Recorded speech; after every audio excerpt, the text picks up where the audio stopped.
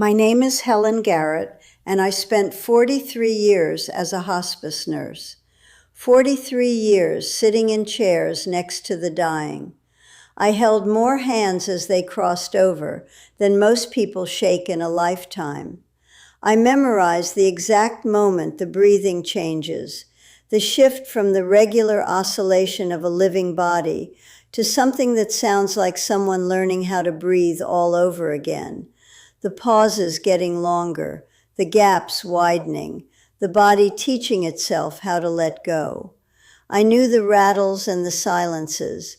I knew the death rattle when it came, that sound that the families always feared, but that I understood was the body releasing itself, the lungs draining, the voice finding one last frequency. I knew the silences that followed, the sudden absence of sound after days of noise, and the way that silence changed the entire room. I knew the look that came into someone's eyes when they were beginning to see something we could not see, a quality of attention shifting from this world to something just beyond the threshold. Their eyes would focus on a corner of the room, or they would track something crossing the ceiling that nobody else could perceive. And I told the families afterward that their loved ones had gone peacefully, which was a kind lie most of the time, because dying is not peaceful. It is the body doing its last necessary work, while the mind watches from somewhere the body cannot quite reach. Dying is violent and intimate and strange. Dying is transformation. I was not a spiritual person. I was a practical person who had chosen a work that required her to be present for the most extreme human experience, and I had managed that by being organized, reliable, and carefully unattached to outcomes. I had seen too much of the randomness of suffering to believe it was ordered by anything other than biology and time. I had watched good people die in agony and bad people slip out peacefully, and I had learned not to look for meaning in those outcomes. I believed in good nursing and morphine and holding someone's hand through the last breath. Beyond that, I did not speculate. I had built a wall between my work and my belief. On one side was what I could see and measure and document. On the other side was everything else, and I had no business going there. In my first decade, I thought the dying were afraid. I sat with them and felt their fear and tried to soothe it with professional competence. By my second decade, I understood that the fear was mine, projected onto them. I realized that the dying often seemed quite peaceful, quite accepting, and that my own anxiety about the process was more prominent than theirs. By my third decade, I had learned to sit with the ambiguity of what I was witnessing without needing to categorize it. I noticed the dying seemed to be responding to presences I could not perceive. But I did not investigate. I did not allow the patterns to form into coherence. By my fourth decade, I had perfected the skill of not looking too closely. The accumulation of unseen things had built up inside me like a weight I carried without acknowledging its presence. I had become expert at self-protective blindness. It was the only way I knew how to do the work without being crushed by its implications. There was one woman, Ruth, who was 91 years old and had outlived everyone she loved. Her husband had been gone for 16 years. She had spent the last decade knowing that when she died, there would be no one to miss her except the professional staff. I had thought she would be afraid, but something else was happening. In her final 3 days, she would call out for her husband Jacob, who had been dead for 16 years. She would call his name like a question. The other nurses would say, "Ruth, you are confused." But I understood something the younger nurses did not. The dying do not confuse the living with the dead. Something is moving toward them that they recognize. Something is calling them by a frequency that only they can hear. I watched Ruth in those last days with a particular attention I had not allowed myself in years. I pulled up a chair and sat with her. I noticed she was not distressed. She was focused. She was listening. Her eyes would move as if tracking something across a distance my eyes could not perceive. She was fully conscious. She was aware of everything, and she was also aware of something else entirely. Ruth would smile and keep calling for Jacob, the way you call to someone you have heard clearly and are moving toward. I felt something begin to break open inside me. The wall I had built began to crack. Ruth was listening to a frequency her body was beginning to resonate with. Ruth was preparing to meet someone on the other side of the threshold. I was 71 years old when I had a stroke at home in my kitchen on a Tuesday morning in March of 2020. It was early morning. I was making coffee, and I was thinking about Ruth. I was thinking about the way her eyes had moved in that final day, tracking something invisible, and I was wondering what she was seeing. I was thinking about Jacob and about whether death really was the end, or whether I had spent 43 years being lied to by my own resistance to knowing. The coffee was brewing, and the light was coming through the window the way it always came through that window, and I was asking myself questions that I had been avoiding for 4 decades. And then the room shifted. It was a physical shift, a tilting. The quality of space changed.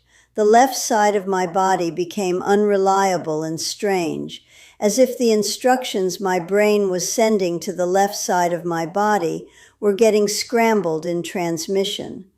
I recognized what was happening immediately. The particular quality of the room shifting and tilting, the cognitive confusion, the loss of control. I had seen enough strokes in my career to recognize the signs.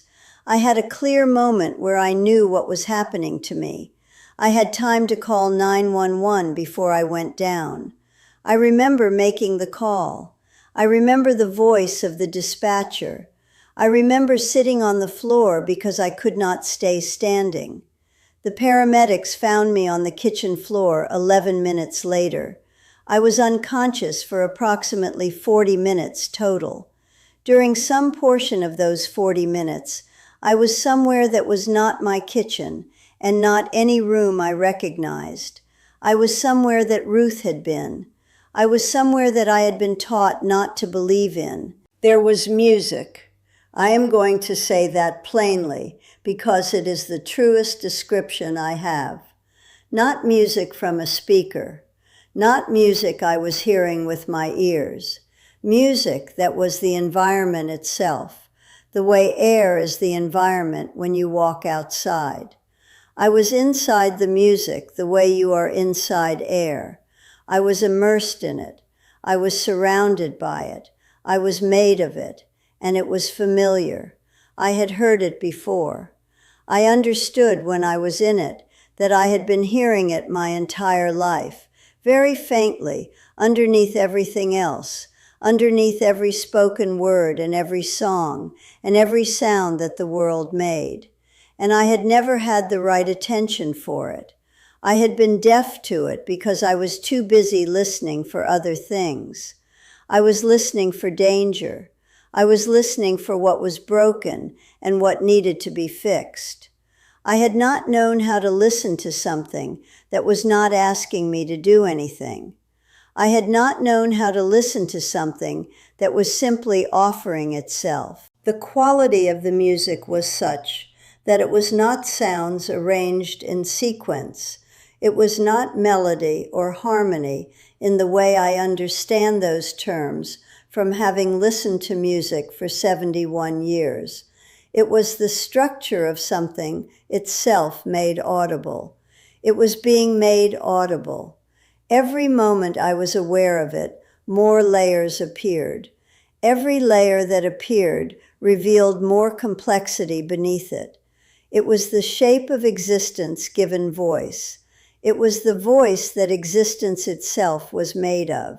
It was warm and it was vast, and it was the most familiar thing I had ever encountered because I had been living inside it my entire life without knowing it. I had walked through it every day. I had breathed it. I had been held by it. And I was only just now noticing it, and it was constantly revealing itself.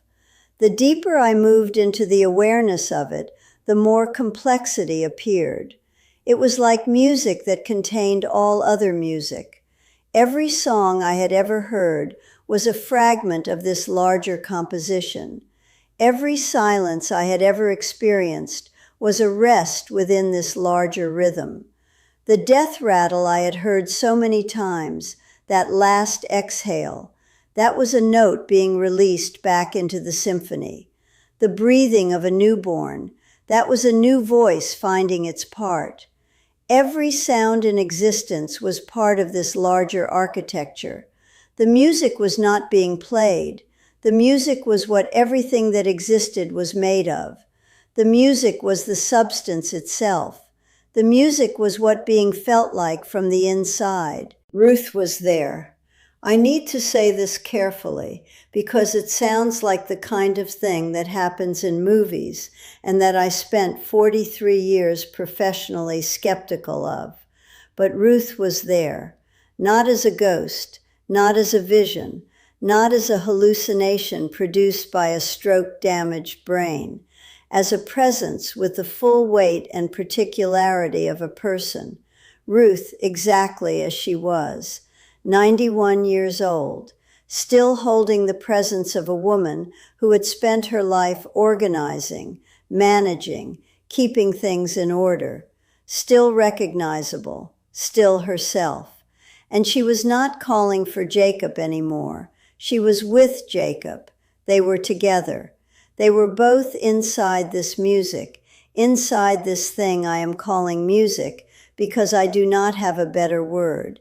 And they were themselves, their complete, particular, individual selves. And they were also part of the music in the way that particular instruments are part of a symphony. A violin is still a violin and is also part of the symphony.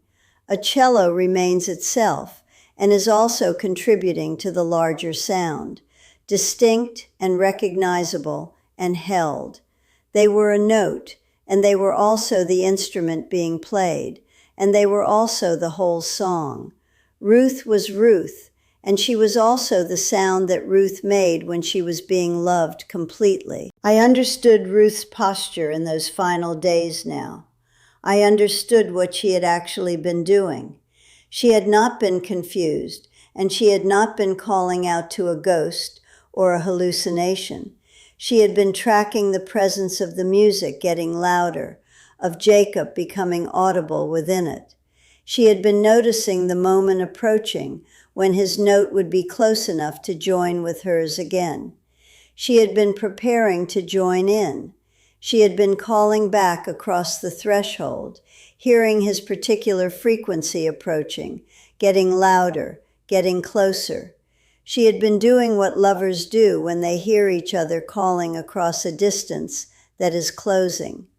She had been finding her way back to him.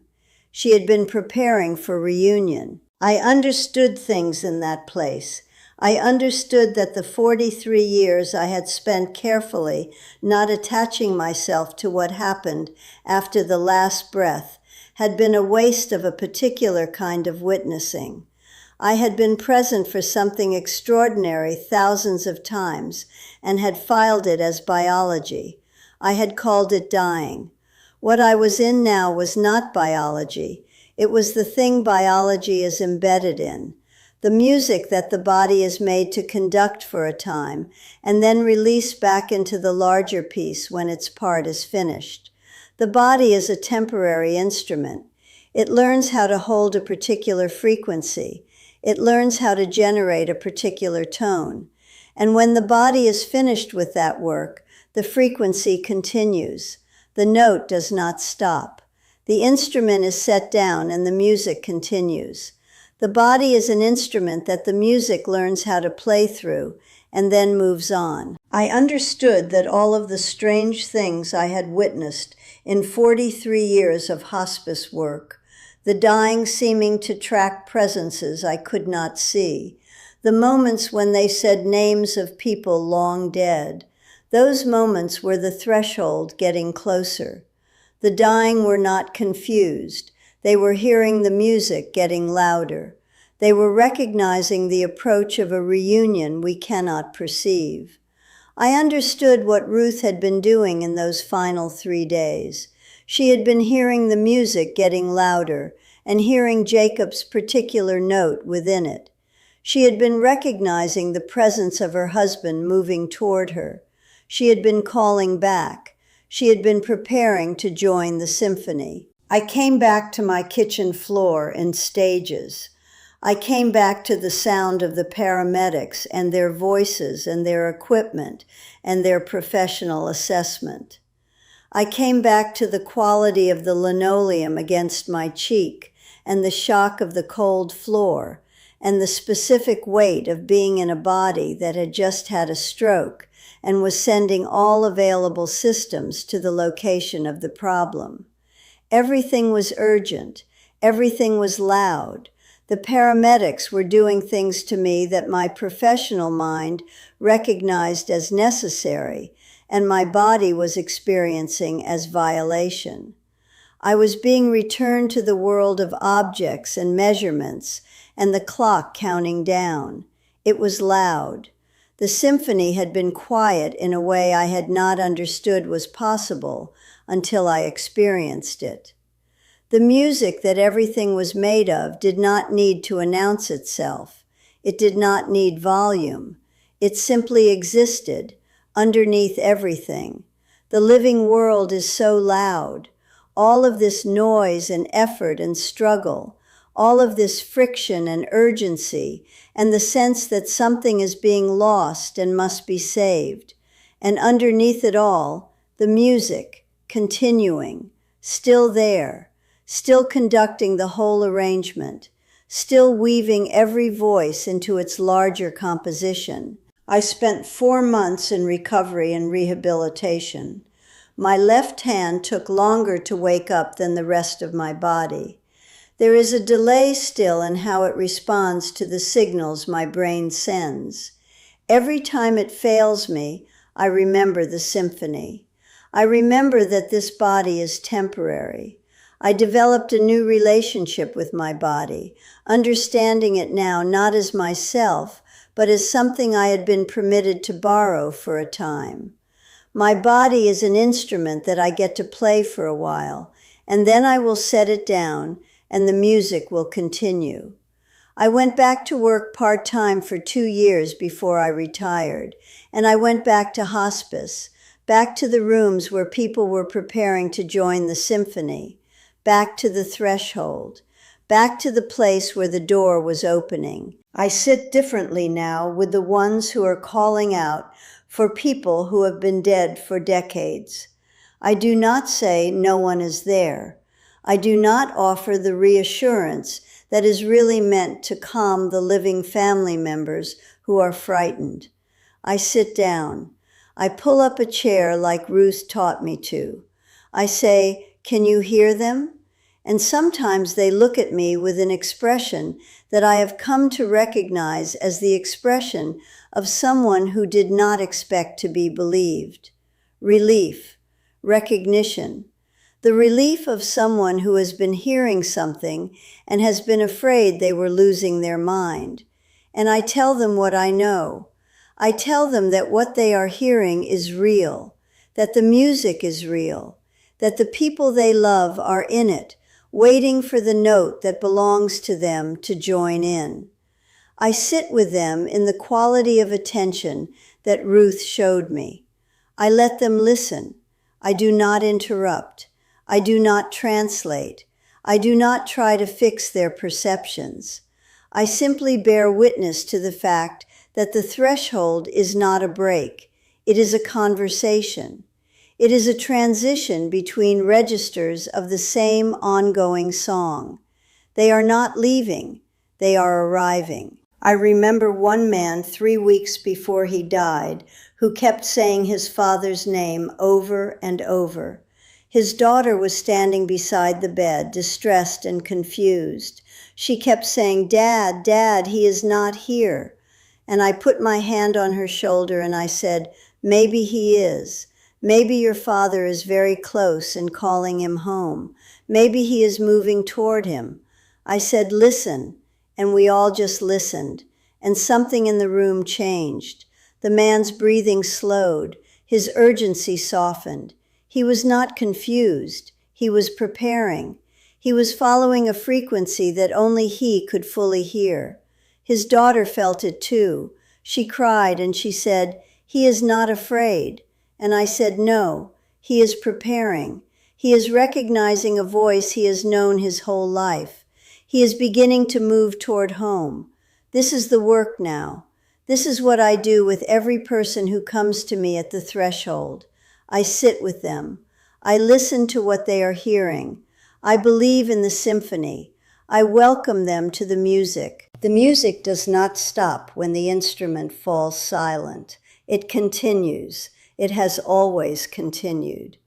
Everyone you have loved who has gone before you is a note in something ongoing and vast, and you will hear it clearly yourself when the time comes. Ruth heard it. Jacob heard it. I heard it on my kitchen floor in Memphis on a Tuesday in March, and I have not needed to be afraid of anything since. I know where we are all going. I know what is waiting. I spent 43 years wishing I had something real to offer the people who were most afraid. I spent 43 years watching the threshold and refusing to know what I was seeing. I spent 43 years with a wall between my work and my understanding, and I have spent 2 years since my kitchen floor in March dismantling that wall. What I found on the other side is every answer I had been afraid to find. What I found is that Ruth was right. What I found is that the dying know what the living cannot quite perceive. I put together a short guide about what I witnessed in those years and what I understood in that 40 minutes on my kitchen floor about what the dying are actually hearing in their final hours. The guide is about learning to listen to what your loved ones are hearing at the threshold. The link is right below this video. It is about understanding that the music is real and that no one is ever truly alone at the moment of transition. It is about trusting in the symphony. It is about learning what Ruth taught me, because the symphony is still playing, and the people you love have very beautiful parts in it, and the music does not stop when their breath does.